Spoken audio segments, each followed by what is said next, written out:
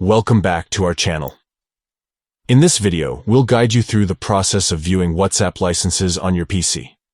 It's a simple and straightforward process, so let's get started first. Open WhatsApp on your PC. Launch the application and log in with your credentials. Next, click on the gear icon located in the top right corner of the screen. This will open the settings menu. Now, navigate to the Help tab. Look for the tab among the available options in the settings menu. Once you're in the Help tab, you will find the Licenses option. Click on it to view the licenses associated with WhatsApp on your PC.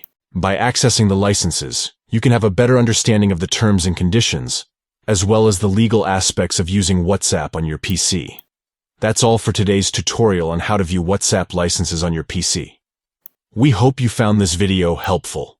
If you enjoyed this tutorial, please give it a thumbs up and subscribe to our channel for more WhatsApp tips and tricks. Thank you for watching, and we'll see you in the next video.